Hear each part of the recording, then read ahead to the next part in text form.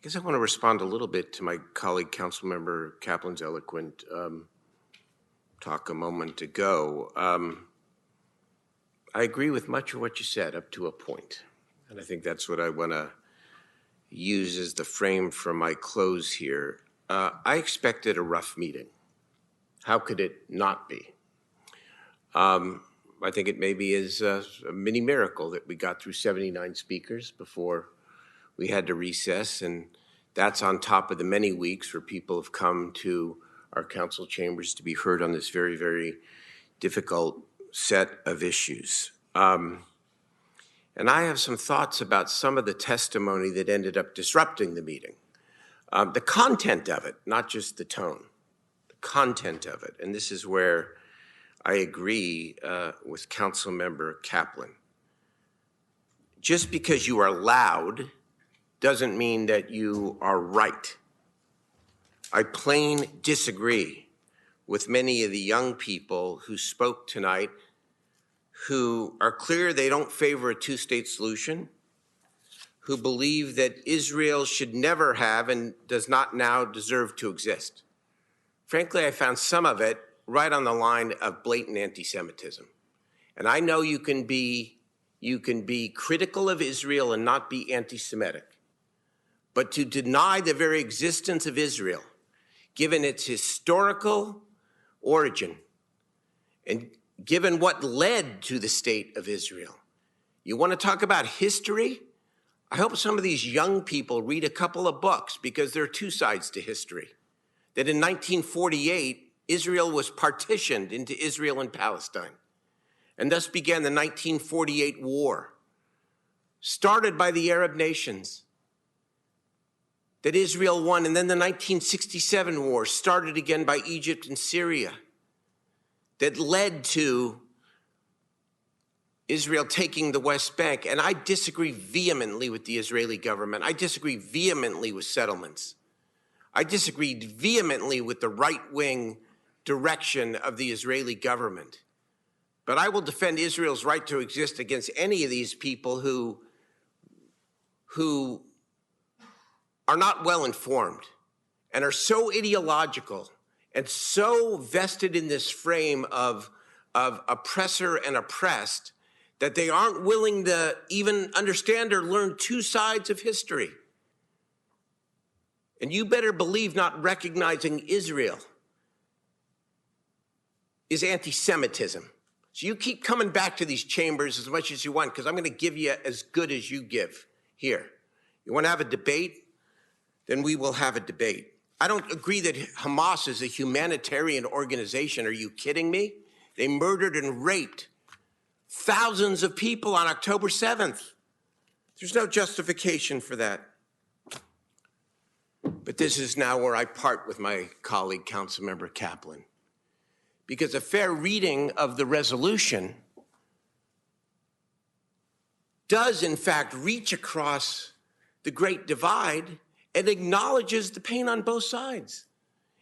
It specifically condemns Hamas's atrocity of October 7th. Yes, it does. That's right up front in the resolution. And it also decries the deaths of over 25,000 civilians in Gaza. This is horrible, and it needs to stop. And it calls for a two-state solution specifically. I'm disappointed in many members of the Jewish community, the Jewish Federation, the JCRC, of which I was the former chair. Because CARE tonight, you want to know what was accomplished tonight? CARE, the leading voice for Muslim Americans and Palestinian Americans in this community, with a long track record of fighting for Palestinian rights, came to the table and supported a resolution which was fair and balanced, that spoke up for the people of Gaza, that spoke for a bilateral ceasefire and the need for humanitarian aid, and also acknowledged the importance of a safe and secure Israel. That took a lot of guts. I wish more people from the Jewish community were here tonight to show the same courage. Some did show up, and I'm grateful to them. and disappointed in some of the organized leadership for not seeing what's really going on in our community. And what's really going on in our community is that the very dialogue that Councilmember Kaplan talked about a few moments ago has not happened for months. The Jewish leadership is not sitting down with the Muslim American leadership and vice versa. And you know what motivated me to do this resolution? And what I think may come out of it in a positive way, and what happens tomorrow and the next day. Forget a lot of these young people who just want to break it all up. Tomorrow conversations begin because between Jewish Federation leaders and Muslim American leaders, because this resolution prompted the need for that kind of dialogue. Sacramento has always been a unique and special place because we have stood with and for one another.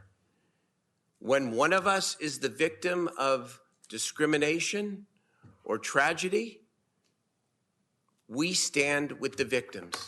Jewish community and Muslim community and all our diverse communities alike. That has been our tradition. And that has broken apart since October 7th in many ways. And I want to bring it back together. Not alone. I can't do it. You can't do it. A single resolution is not going to do it. But the fact that CARE and responsible leaders of the Jewish community stood up here at the beginning of the meeting and at the press conference at 3 o'clock today and said, we support this difficult resolution, to me, is a start. And so this is hard. This is difficult. There was a lot of pain and anger here tonight and a lot of inappropriate behavior, frankly. And you know what? I don't regret a thing. Because if you're not willing to grapple with the toughest stuff, then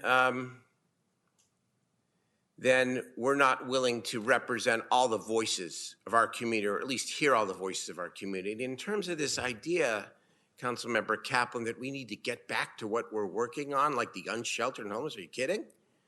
I only spend 90% of my time on all the other issues affecting our city. I put in the extra time here because I saw what was happening to long-standing friendships and relationships between people who are from the same God, not talking to one another anymore, and I want that to stop.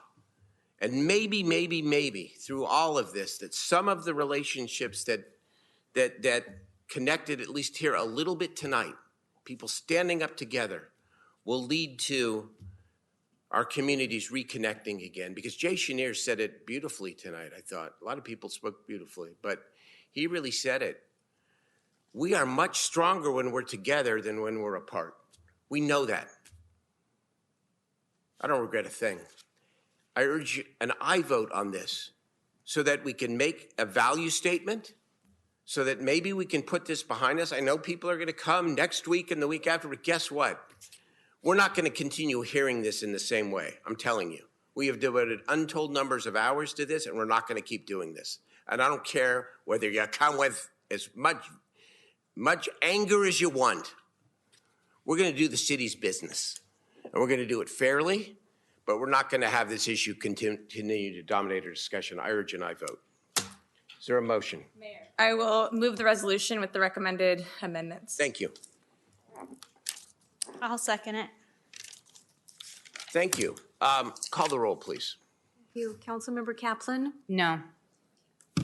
Mayor Pro Tem Talamentes, Yes. Councilmember Valenzuela, Yes. Vice Mayor Maple, Yes. Councilmember Guerra, Aye. Councilmember Jennings, Yes. and Mayor Steinberg. Yes. The resolution passes. The meeting is adjourned.